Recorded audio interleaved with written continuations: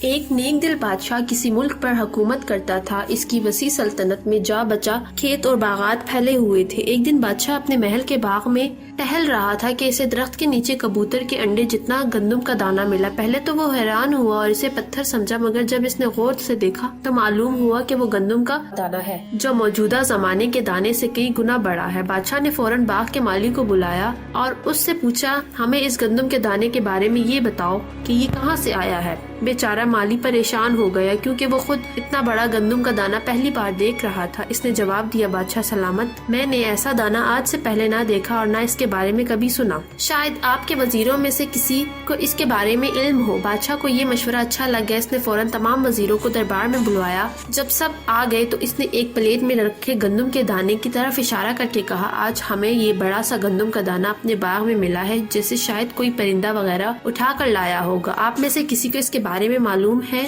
کہ یہ کہاں سے آ سکتا ہے اور کہاں اتنے بڑے دانوں والی گندم اگتی ہے؟ سب وزیر خاموشی سے ایک دوسرے کو دیکھ رہے تھے اور سوچ رہے تھے کہ شاید بادشاہ کو غلط فہمی ہو گئی جو اتنی بڑی چیز کو گندم کا دانہ سمجھ رہے، مگر جب انہوں نے اسے چھو کر دیکھا تو وہ بھی حیران رہ گئے۔ کسی کے پاس بادشاہ کی تسلی کے لیے جواب نہ تھا۔ اس صورتحال کو دیکھتے ہوئے اس کے ایک وزیر نے اسے مشورہ دیا، بادشاہ سلامت، ہم سب وزیر امور سلطنت میں مصروف رہتے ہیں، اس لیے ہم نے کبھی اس طرف دھیان نہیں دیا۔ میرے خیال میں کسی بوڑھے کے احسان سے پوچھنا چاہیے جو اس کے بارے میں صحیح معلومات دے سکے۔ بادشاہ نے یہ سن کر کچھ سوچا اور اپنے سپاہیوں کو کسی بوڑھے کسان کو پیش کرنے کا حکم دے دیا۔ کچھ دیر بعد ایک نہایت بوڑھا آدمی دو لاٹھیوں کے سہارے بادشاہ کے پاس پہنچا۔ اس کے بال سفید ہو چکے تھے اور منہ میں دانت بھی نہیں تھے، آنکھیں بھی کمزور تھی۔ بادشاہ نے بوڑھے کو گندم کا دانہ دکھا کر پوچھا، بزرگوار، کیا آپ نے ایسی گندم کہیں دیکھی ہے؟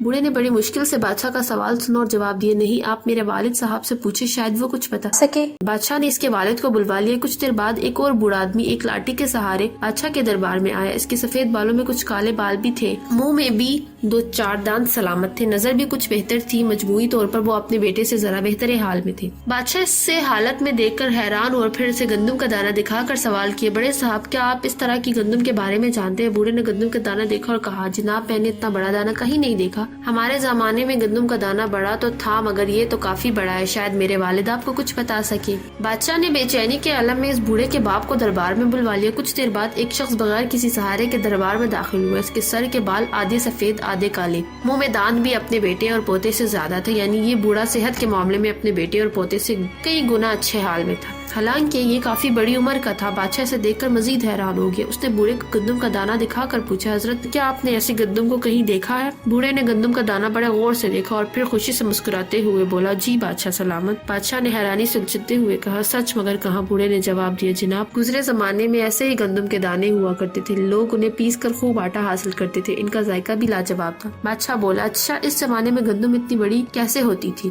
اس بوڑھے نے مسکراتے ہوئے جواب دیا، بادشاہ سلامت، اس دور میں زمین ساری اللہ ہی کی سمجھی جاتی تھی، ہر شخص اپنی ضرورت کے مطابق کاشت کرتا اور اس سے اپنے گھر والوں کا پیٹ پالتا، مگر جو لوگوں میں اضافہ ہوا اور زمین چھوٹے چھوٹے ٹکڑوں میں بٹتی چلی گئی، اس طرح گندم کا دانہ بھی چھوٹے سے چھوٹا ہو گیا، مطلب یہ کہ برکت ختم ہو گئی ہے۔ بادشاہ نے حیرانی سے بوڑھے کی بات سنی اور بولا، جناب، میرا آپ سے آخری سوال یہ ہے کہ مجھے یہ بتائے کہ اس بات میں کیا راز ہے کہ آپ عمر میں اپنے بیٹے اور پوتے سے بڑے ہیں مگر ان کی طرح لاٹھیوں کے سہارے نہیں آئے اور آپ کی جسمانی حالت بھی ان سے کافی بہتر ہے۔ یہ سن کر بوڑھا بولا، بادشاہ سلامت، دراصل بات یہ ہے کہ ہمارے دور میں ہر شخص محنتی تھا، اپنا کام خود کرتا تھا، ہم صبح سے شام تک لگاتار محنت کرتے تھے اور کسی دوسرے پر انحصار نہیں کرتے تھے، مگر جیسے جیسے زمانہ بدلا، لوگ دوسروں کے محتاج ہوتے گئے، کھیتوں میں کام کرنے کے لیے مزدور رکھ لیے گئے اور دیگر سہولیات سے فائدہ اٹھانا شروع کر دیا، اس سے وہ کمزور ہوتے چلے گئے۔ میرا بیٹا ایک لاٹھی کے سہارے آیا، مطلب اس نے دوسروں پر انحصار کیا، مگر کچھ کم جب کہ میرا پوتا دو لاٹھیوں کے سہارے ہے، مطلب وہ مکمل طور پر دوسروں کے کام لیتا ہے۔ آج کے لوگ اسی لیے کمزور اور ناتواں ہے۔ بادشاہ اس بوڑھے سے بہت متاثر ہوئے، اس نے اسے انعام دے کر اپنے دربار میں مشیر رکھ لیا۔